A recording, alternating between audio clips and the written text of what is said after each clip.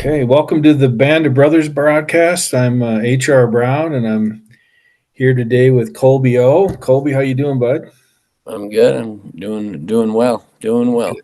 Good, man. Good to have you on, and thanks for coming on and being willing to share your story with some of the other guys in recovery. And it's a pretty miraculous story, so I'm kind of itching to get in. I haven't talked with you in a while. It's been a few years, and so let's just start at the beginning. Like, when did you first start using? When did you first put something in your body that was mind altering? Alcohol, weed, anything?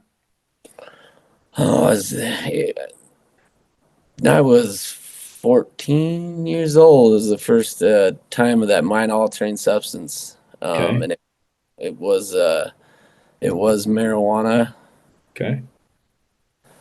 and it just progressed to I So don't tell me know. how that helmet. Tell me how that felt the first time you used. Like, what did it do for you? For that moment to that time, it just took you out of what you weren't comfortable in. I guess it took you out of that uncomfortable zone and put you in the comfortable zone. If that makes sense. Makes a lot of sense. What kind of what feelings were you? Did it kind of medicate over time for you? Do you think? What were you? Do you have any depression or anxiety, or like what was it? What was it doing for you? What was it? What were you uncomfortable with that made you comfortable? Well, I mean, a lot of things. I think obviously through the ranch and stuff, and a lot of like self help. Myself, like my uh, my best thought is like my worst some days, and so just learning how to adapt to.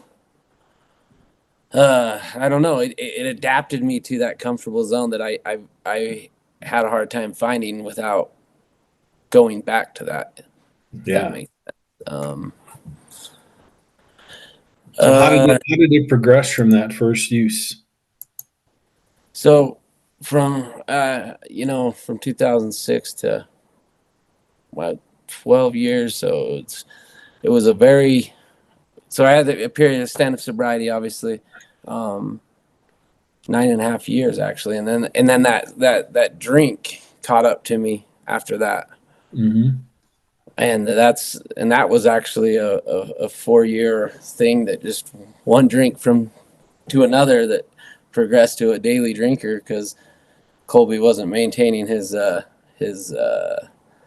daily maintenance, and Well, let's back up to before you came to the ranch. What were you doing? What got you to the point where, hey, I need to get in, I need help, or did someone compel you? Or yeah, it was the actual it was being hospitalized and pretty much showing up to rehab. Not in full reality, it was being I was pretty broken at that point.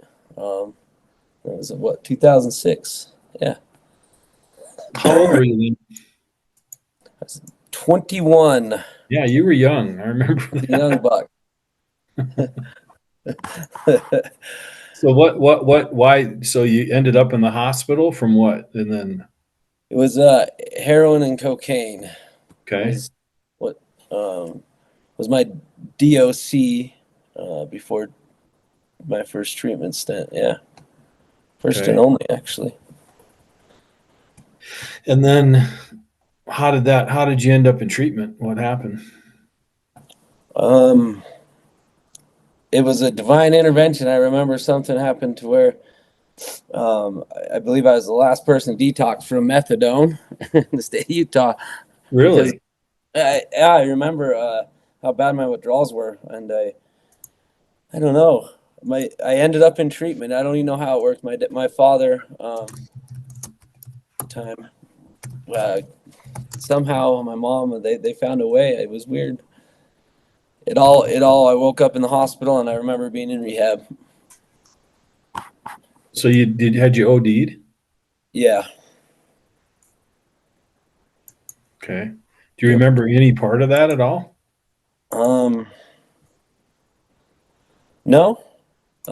I just remember waking up into a detox facility. Hmm. And I believe that was in Bountiful, yeah. And I don't remember the before, the after. Um, I just remember the maybe the first week of treatment. Actually, I remember I was pretty heavily medicated at those times. Yeah. Well, And let's back up. How'd you go from smoking weed at 14 to slamming heroin and yeah, I there's a long history of some of loss from the age of really 15 on until I was in treatment when my brother actually overdosed. So I lost my brother, um, when my you were sister. 15? Yes, when I was 15, I lost my my brother Jason in a car accident that was actually uh, drug and alcohol related.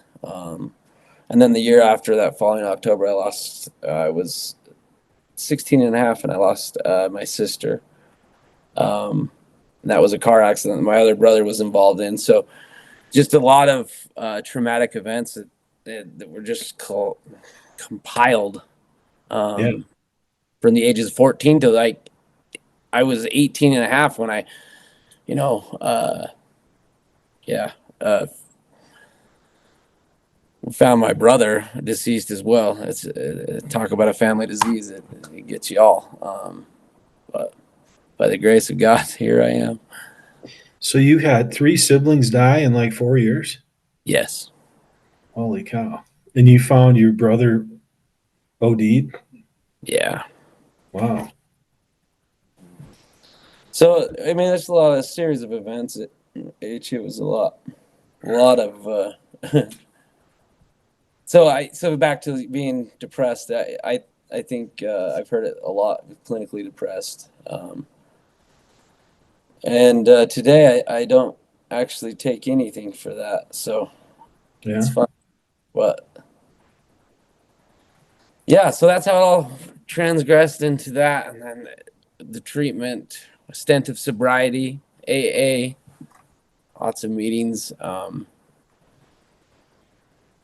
Man, I don't know, H.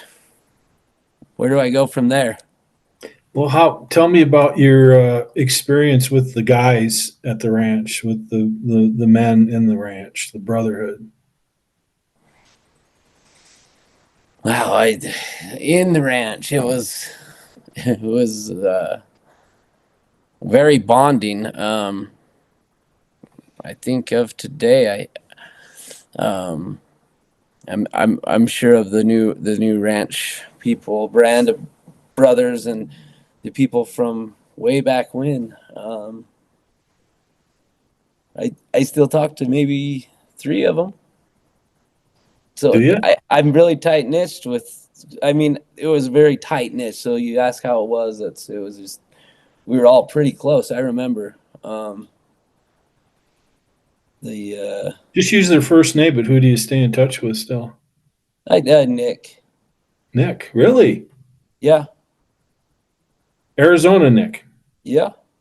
Awesome. How's he doing? You know, I think he's doing good. Man, I haven't talked to Nick and I don't even know, dude. 15 years, maybe more than that. I talked to Paul. I still Yeah? yeah, I'm Paul C? yeah. Oh man. Is he doing okay?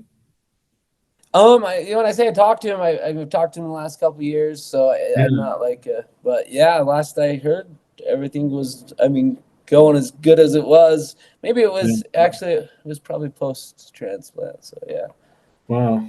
maybe 3 years ago. But Nick was more recent, so, Yeah. but Nick was like in dentistry, wasn't he? yeah, making, Yeah. yep, he was my Awesome. room. Yeah, that was he was probably one of the ones I was in most with the whole stint of Yeah. my day.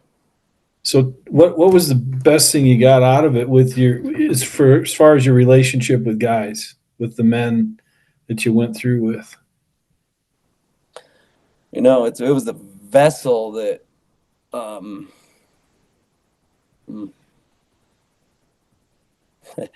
Yeah, it was that vessel that you could always hang on or go back to, and they're always there, and just directed me to AA, where I was able to extend that brotherhood.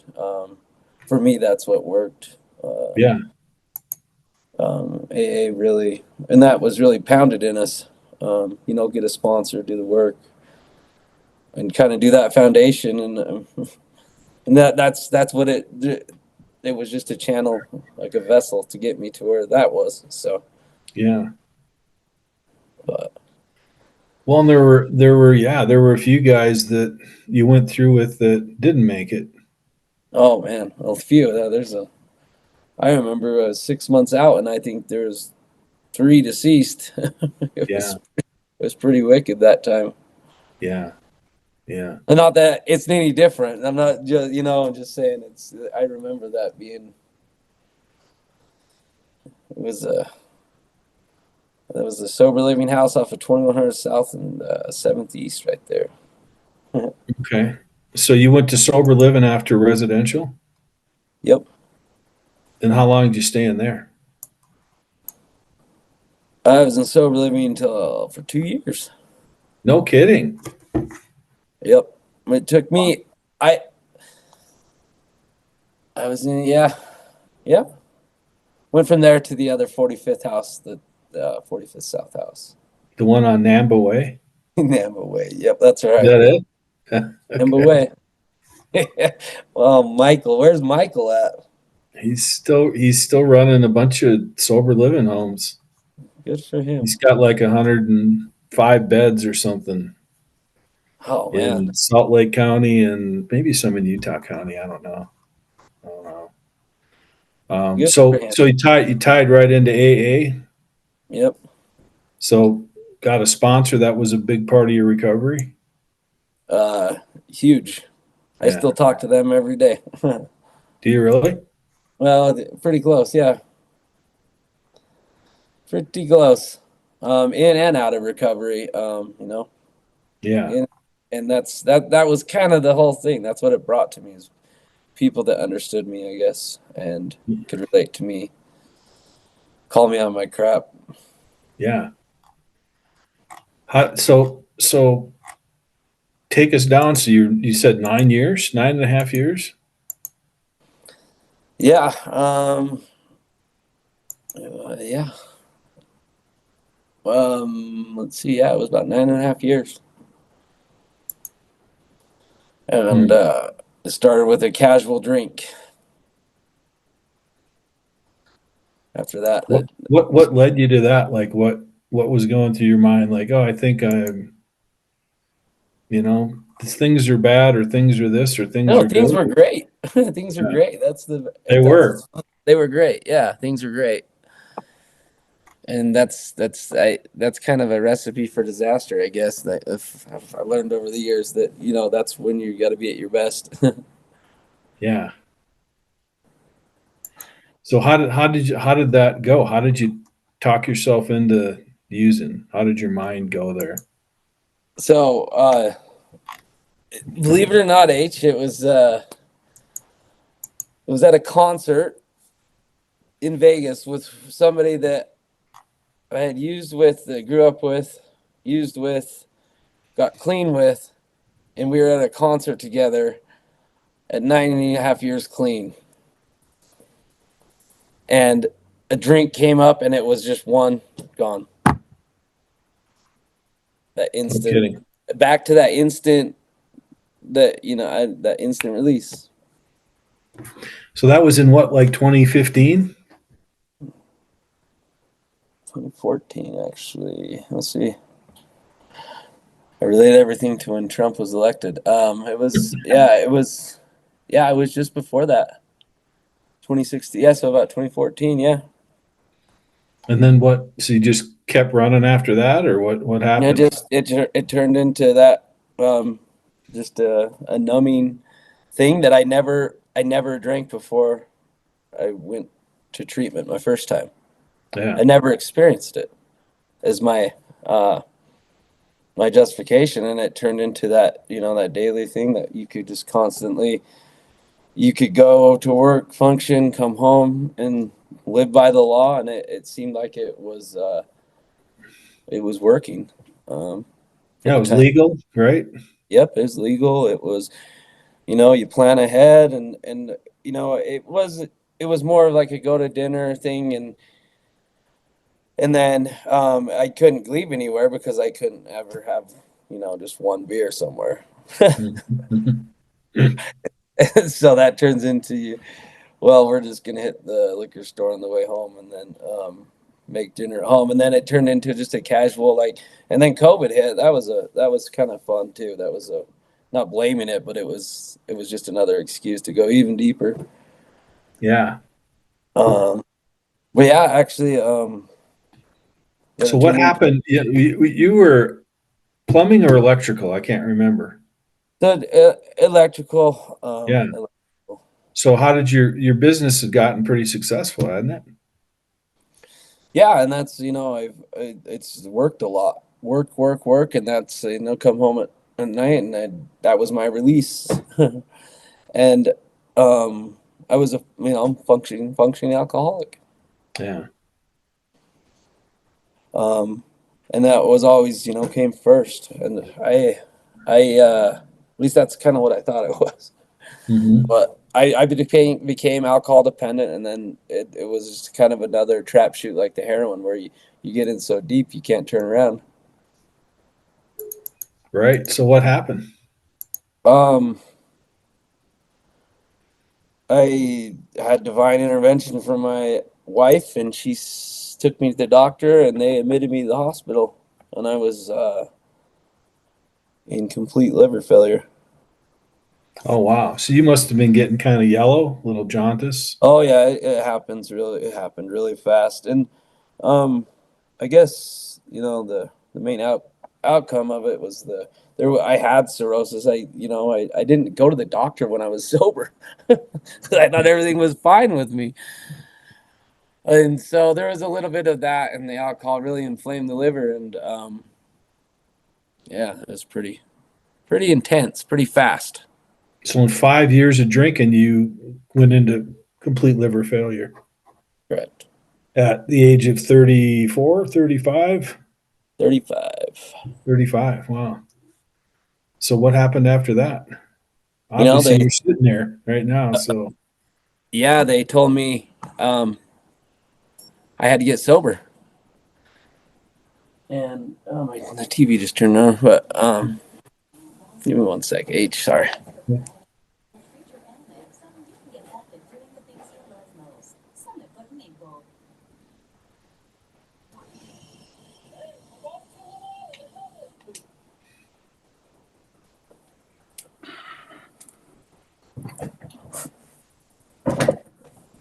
so the doc said you got to quit putting that poison in your body.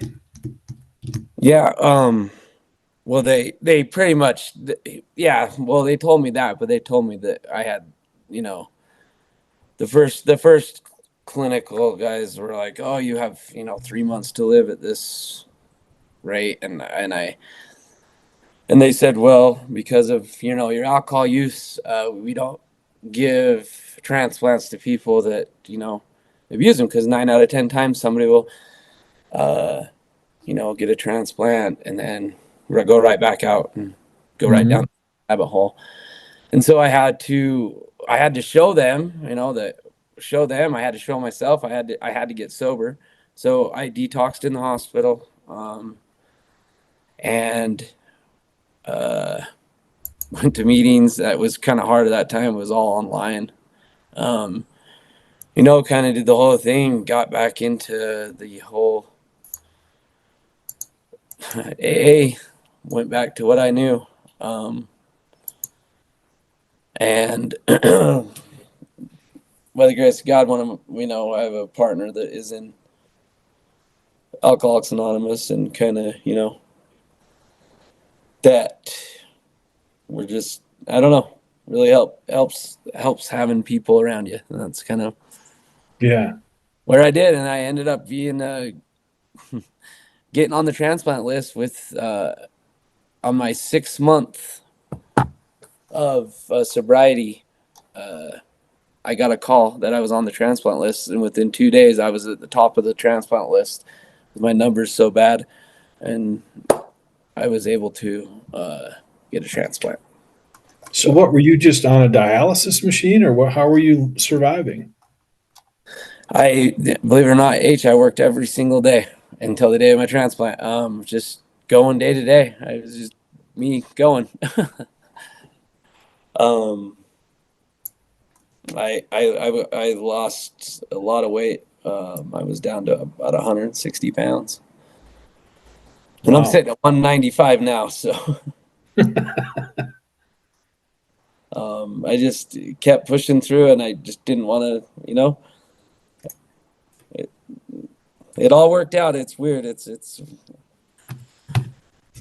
my doctor's never seen anything like it, and they In do what way? just with the whole how I stuck around on what I was on and how I was able to get a transplant and just how everything fell into place again in my life. Yeah. So what's going on now, dude? What's life like now? Just the day to day grind, just being working, being in service. I've got a family. How many kiddos do you have? I've got three. Three Yeah, kids. yeah, Wow. one in college, one in high school, and one in elementary school. You have one in college. Yeah, Wow. Yeah, my daughter just went to the U this last semester. yeah. I'm way older than you, dude. Well, not really. Not Yeah, I am. well. Yeah, I guess you are. I'm an Yeah. old You're soul. what, 30? What are you, 38? I'm 39. 39. Yeah, I just turned 60. I'm about to turn 61, so I could be your dad. Yeah, Well, hey. congratulations on the kiddos and everything, man. How's that going? How's it like being sober with your family? So you've got what? You've got what, like 3 coming on 4 years back on? So I'm coming up on 3 years. Yeah, Congratulations. in April 28th. Yeah. Wow. So It's what's life like now, man? Is it better being sober? oh, it's it is. It's 100% better. It's it's a new it's a new way of life. That I guess I've always um I've always wanted more, and it's just a new way of life to be content, if that makes Yeah. sense. And that's just I don't know. I So you got sober right in the middle of COVID in 2021, kind of. oh yeah, yeah. I You're coming up on 3 years, right? yep. Wow. So the So trans that was hard to like hit meetings and that kind of stuff. How did you navigate all that? just with the this group of people, sponsors, family, friends.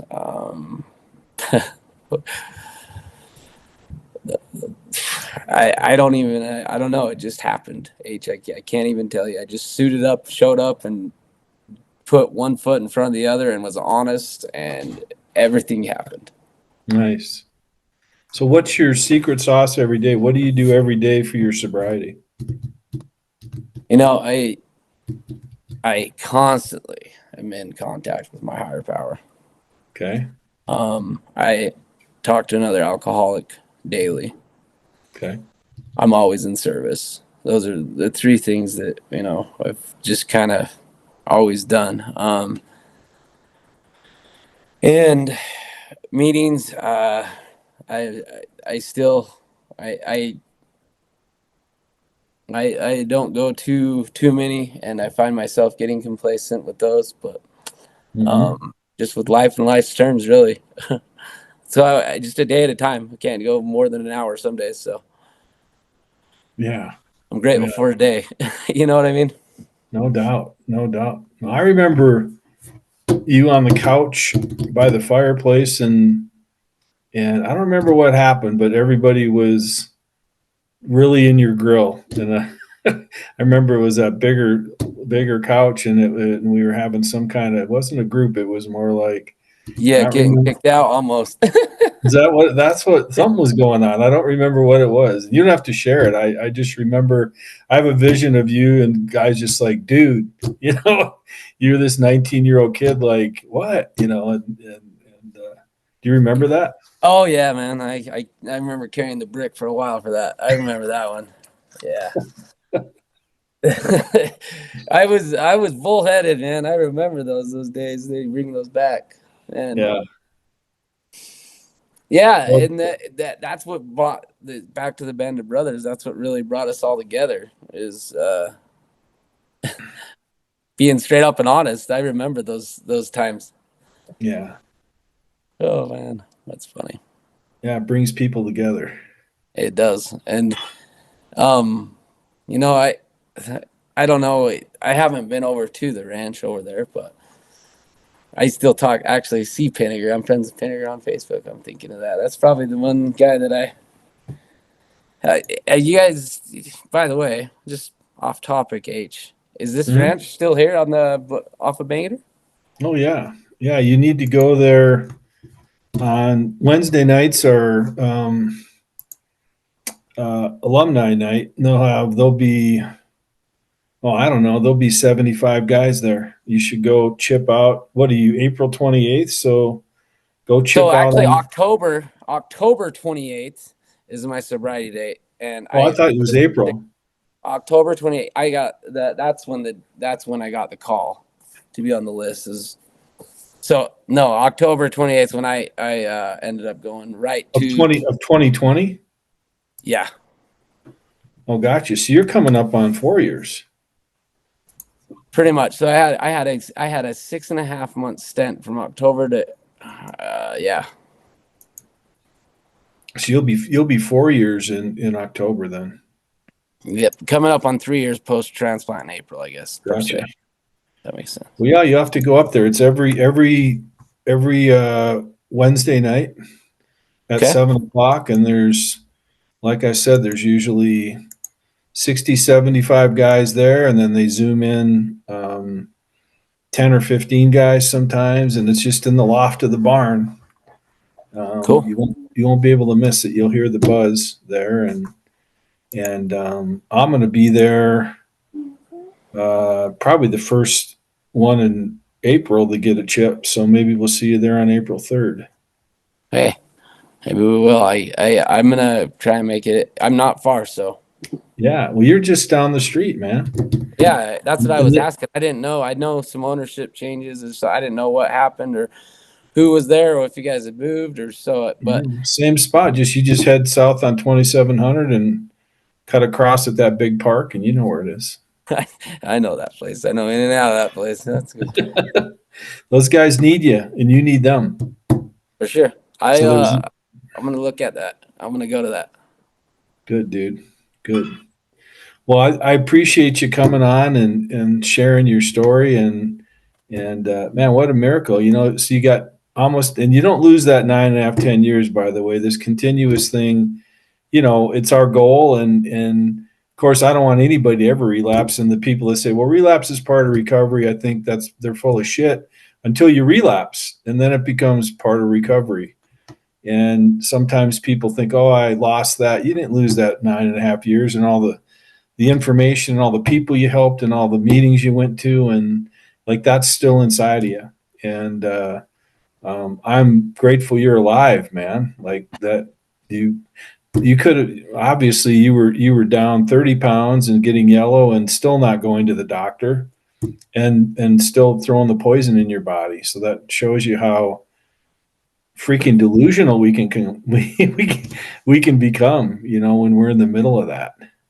Oh, and then yeah, yes, it is. It is. And yours is a classic story too of, um, hey man, yeah, I had heroin and this were my drug of choice, and but I've never done that, and it's legal, and yeah, I can probably get away with that, and same phenomenon, the craving probably hit you as you Oh man, started drinking. it is. It was. that was it was surreal. It was I don't even know how to explain it. That alcohol phenomenon was way more. If anything was should be illegal, it should be alcohol like that. The way it made you feel Yeah. is crazy day to day, and it was no good. Yeah, once you start, you can't stop, and then once you stop, you can't stop starting, and it's just that cycle of. Well, dude, I'm so happy for you. You got a great family, a great couple of businesses, and you look happy. You look awesome. You got light around you. That's the old. We used to call him Colby Cheese. I don't know. You probably don't want me to call you Cheese anymore, but if I remember right, and you probably, I don't think you liked it very No, much. I didn't like anybody my first couple weeks of rehab there. Well, sounds good, buddy. Well, thank you for